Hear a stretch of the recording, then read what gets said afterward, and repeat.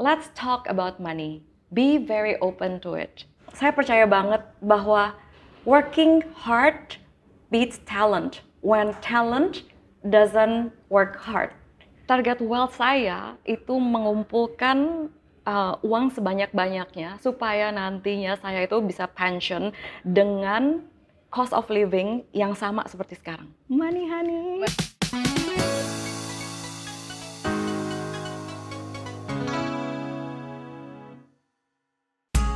Cantik dan penuh prestasi di dunia pasar modal, serta mendapatkan julukan The Money Honey. Telah mendalami bidang investasi sejak usia 20 tahun. Beliau pun dipercaya sebagai Head of Priority Wealth Management di PT Mira Aset Sekuritas Indonesia. Kini telah hadir di Hidden Masters, Francisca Wirya Saputra.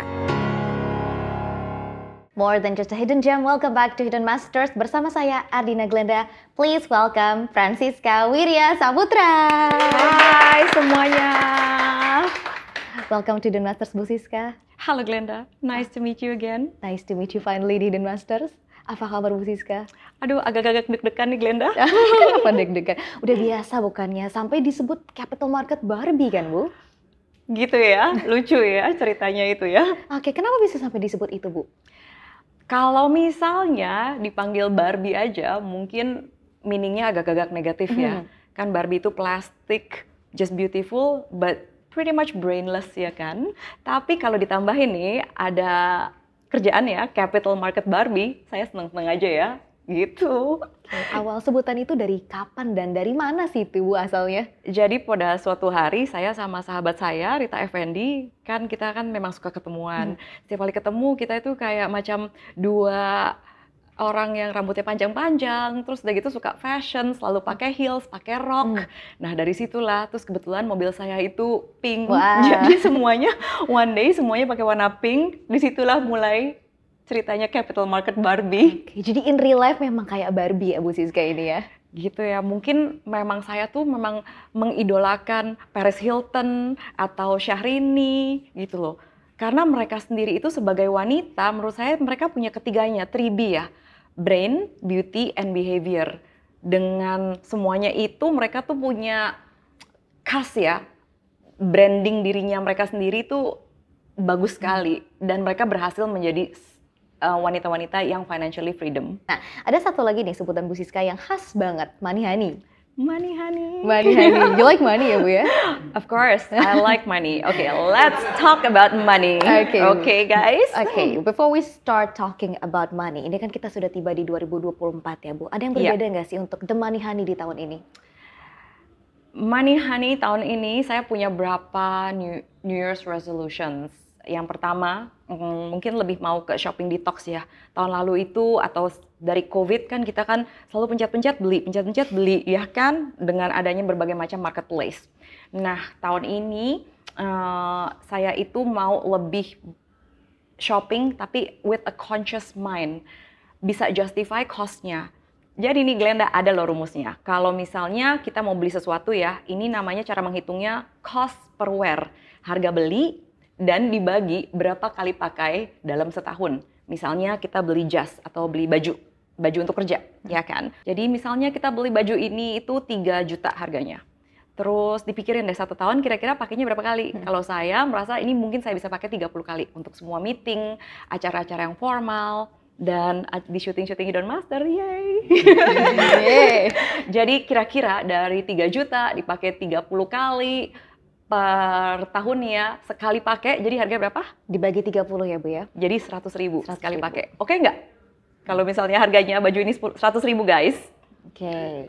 Dari meeting-meeting ketemu orang baru, acquire new clients, Bener. itu kan cost-nya hanya 100.000 per wear kayak gitu ya Bu ya? Iya, itu sih satu.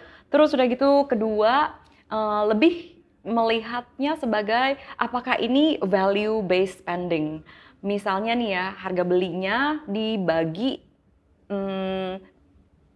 our take home pay per hour deh misalnya, lebih ke value based spending. Alright, kita mau ngomongin soal pekerjaan Ibu. Kita tahu Bu Siska ini Head of Priority Wealth Management di Mira Aset Sekuritas Indonesia. Tapi yang saya dengar ya, Bu Siska ini jago banget loh tradingnya. Bener ya Bu? Boleh cerita dong Bu pengalamannya, terutama untuk female trader yang mungkin kita kurang banyak gitu ya mendengar di capital market Indonesia. Kalau trading ya, saya boleh cerita ya. Boleh dong. Pengalaman saya waktu saya masih muda, 10 tahun yang lalu, cie. Jadi saya ini kan sudah termasuk generasi X sebenarnya. Jadi mungkin teman-teman di sini adik-adik sekalian, yang millennials dan Gen Z, hello. Nah, ketika pada saat itu saya itu berkesempatan untuk bekerja di Singapura. Nah, di Singapura itu memang si cost of funding-nya itu murah, artinya dimana kalau di Indonesia sekarang ini kan ada namanya trading memakai margin. Kalau margin di sini kira-kira 16% sampai 18% untuk pinjam uangnya. Kalau di Singapura pada zaman dulu 10 tahun yang lalu mungkin hanya 1-3%. Nah, dari situlah saya masukin uang 100.000, lalu saya kembangkan bertrading dengan margin, still very cautious, sampai ke 300.000. Nah, yang saya tradingin pada saat itu adalah ETF, berbagai macam ETF dari Amerika. ETF di Amerika itu nggak seperti ETF di Indonesia, karena ada yang 3 kali bull sama 3 kali bear. Oh. Jadi kayak agak-agak gambling juga sih, tetapi very measured. Is a very structured deal. Itulah yang saya pelajari dari waktu saya kuliah juga waktu dulu. Jadi semuanya itu harus structured. Oke, jadi Ibu berhasil mengembangkan aset Ibu dari $100.000 ke $1 juta dalam waktu kira-kira mungkin 1 tahunan. Wow, luar biasa. Inspirational. I aspire to be like you. Thank you, tapi itu belum stop di sana aja. Nah, kalau menurut saya uangnya dari trading itu karena jumlahnya besar, jadi langsung saya belikan properti. Oke. Nah, satu lagi nih untuk teman-teman di sini semuanya, jangan lupa ya beli properti karena harga properti itu selalu naik. Oke, ini tips dari The Money Honey ya. The Money Honey, yang kita tadi discuss juga ya Glenda, ya mungkin sekedar intermezzo, saya bukan orang yang suka frugal living banget ya gitu ya. Kita bisa lihat ya. bukan maksudnya, tapi kita harus bisa justified dengan salary yang kita dapatkan dan mengembangkan bisnis-bisnis lainnya mungkin, atau memakai salary itu untuk mengasah diri kita lebih lagi, seperti investasi di belajar, investasi di tentu saja capital market, terus juga mungkin investasi di bisnis sendiri. Kan zaman sekarang, ayo Glenda, punya pekerjaan berapa? Lebih dari satu. Lebih dari satu. Lebih dari satunya berapa? 2, 3. 2, 3, oke. Kalian punya pekerjaan lebih nggak? Tuh kan semuanya ada. Luar biasa ini semua generasi milenial dan Gen Z. Yeay! Apakah itu sebuah keharusan, Bu, untuk kita punya pekerjaan lebih dari satu sekarang? Iya, itu menurut saya itu adalah suatu keharusan. Kenapa? Karena jumlah uang yang beredar sekarang itu kan lebih banyak daripada zaman dulu. Dan berbagai macam pekerjaan itu sekarang bisa dilakukan remotely. Jadi saya kalau misalnya mendengar adik-adik saya itu semuanya punya pekerjaan lebih dari satu, itu menurut saya mindsetnya udah sangat benar. Kalau misalnya kita lihat ya, again, konglomerat bisnisnya 1 atau 2, atau 3 atau 10? Banyak. Banyak, ya kan? Jawabannya banyak banget, bukan 1 atau 2 saja. Oke, dan ini juga applies ke Bu Siska sendiri ya, karena selain Head of Priority Wealth Management, Ibu juga mengembangkan diri di berbagai bisnis lain gitu kan, Bu. Mungkin orang udah melihat, Ibu tuh udah lebih gitu dari cukup, tapi kenapa masih kerja kantoran gitu loh, Bu? Actually, kalau misalnya kerja ya, in any job, kan you need to be learning and also earning, ya kan? Nah, jadi kita tuh harus pilih pekerjaan kita seperti kita pilih investment. Nah, saya milih dong kerja di Mirae Asset itu karena, pertama-tama ini kan multinational company ya, Mirae Asset. Yeay! Dan dengan reputation yang baik. Kalau di Korea sendiri adalah asset management nomor 1 di Korea, kalau di Indonesia adalah broker nomor 1 ketika saya join pada saat itu. Nah, saya ini kan diberi kesempatan juga kan untuk bisa visit headquarter, saya bisa berdiskusi dengan orang-orang dari luar negeri, dan saya rasakan bahwa kalau misalnya saya itu nggak ada di Mirae Asset, mungkin kesempatan-kesempatan ini itu saya nggak punya. Gitu. Jadi lebih kepada opportunity-nya, bukan cuma soal uang doang ya, Bu ya? Then money comes with it if you're really good at it, ya kan? Saya percaya banget bahwa working hard beats talent when talent doesn't work hard. Jadi saya tuh memang mungkin demennya kerja juga ya. Jadi kerja dari pagi sampai malam, weekend pun juga kerja atau belajar. Of course, you have target wealth. Mhm. Apa sih target wealth dari seorang Ibu Francisca? Target wealth saya itu mengumpulkan uang sebanyak-banyaknya supaya nantinya saya itu bisa pensiun dengan cost of living yang sama seperti sekarang. Jadi saya nggak mau downgrade di cost of living ketika nanti saya pensiun. Jadi karena banyak banget teman-teman saya ketika sudah berhenti bekerja, mereka itu harus downgrade cost of living-nya. Oke, jadi selain bekerja tentunya ada nih hal-hal yang lain yang Bu Siska lakukan untuk bisa mencapai goal-goal itu ya? Iya, jadi misalnya ini Glenda kan sekarang kan saya rencana mau retired di umur 45 guys. Oke, muda ya.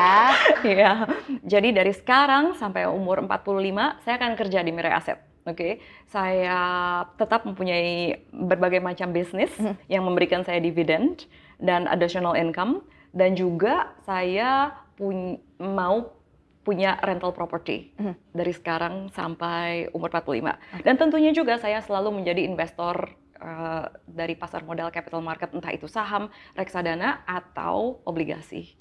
Gitu. So some part of it kita tradingkan untuk mencari capital gains, some part of it untuk wealth preservation. Makanya dari itu divisi yang Sage Club di sini namanya adalah Priority Wealth Management. Oke, setelah pensiun di usia 45, what are you going to do? Dari umur 45 sampai umur 50, saya tuh kebayang mungkin saya mau bekerja tapi tidak yang work from office, dimana kalau kita di sini kan harus kerja 8 sampai jam 9. Secara kita ini mengikuti sistemnya Korea kan ya Glenda. Nah, terus setelah itu saya mau juga mengembangkan beberapa income dari properti. Misalnya udah punya satu properti satu disekolahin nih untuk mendapatkan loan, lalu beli lagi another rental property untuk direntalin ke orang. Kan income-nya dapat lagi ya. Income itu kan bisa berbagai macam ya guys. Ada yang dari capital gains, dividend, rental property income, atau misalnya simply dari kupon dari obligasi. Lalu saya tuh dulu pernah kerja di Australia. Kalau di Australia biasanya kita mengumpulkan pension fund, itu namanya superannuation fund. Mungkin ketika umur 50 saya mau ambil pension fund itu dan saya belikan asuransi. Di mana asuransi ini juga bisa membantu kita untuk draw down income ketika umurnya di atas 65 tahun. Kenapa Ibu Siska memilih untuk investasi properti setelah pensiun? Karena saya melihat bahwa di mana-mana harga properti itu selalu naik. Asal harus pilih ya, kalau properti itu kan rumusnya hanya location.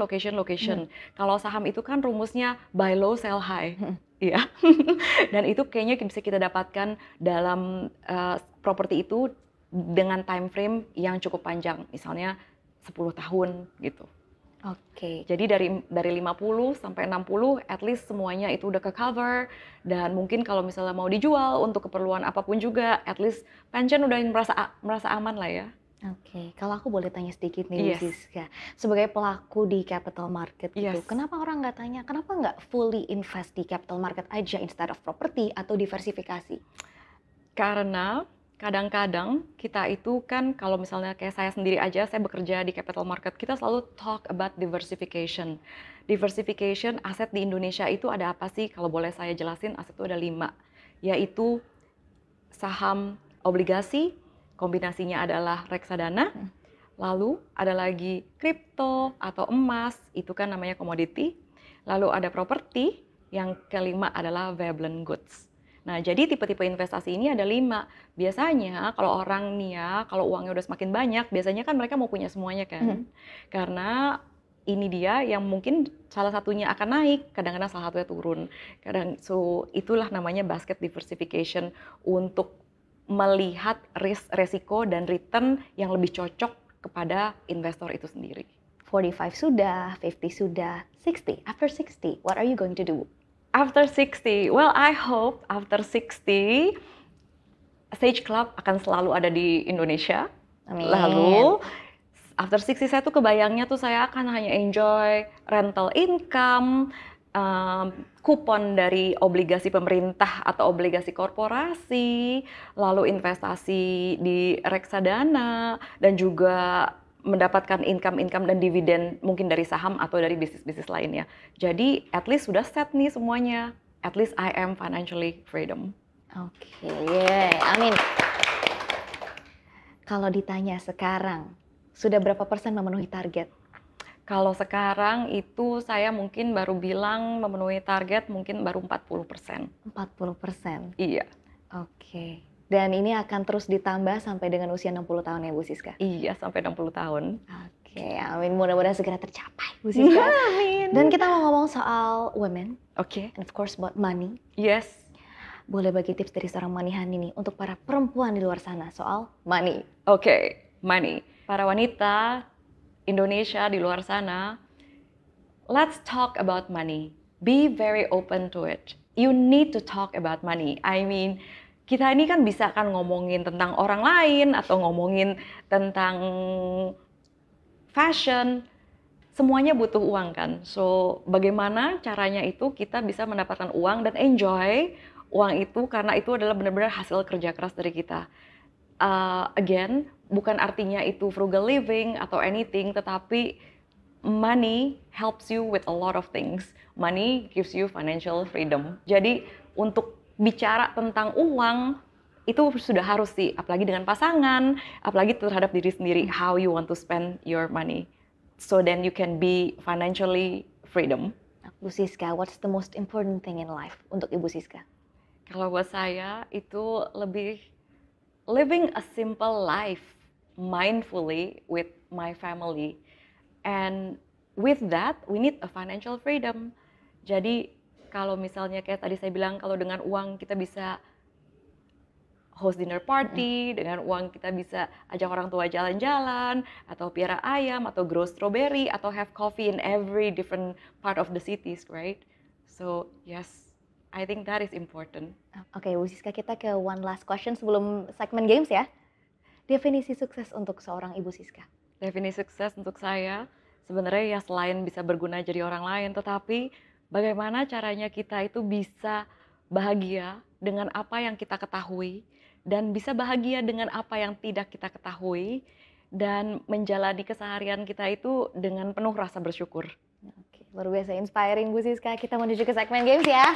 Oke. Oke, Bu Siska, kita ke games. Sebutkan 3 hal ya. 3 hal. Yang pertama, 3 hal yang Bu Siska lakukan kalau lagi makan nasi Padang.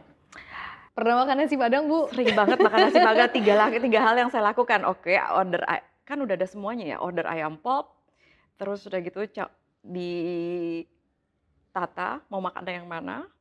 Terus itu kedua, yang ketiga makan deh pakai tangan. Wow. Oke, 3 hal yang harus ada dalam rutinitas Ibu Siska sehari-hari. Bangun pagi, minum kopi, mandi makeup cantik-cantik, pakai heels, go to work. Heels Barbie ya. 3 hal yang wajib dibawa kalau lagi ketemu sama klien. Handphone, lipstick, dan tas. Oke.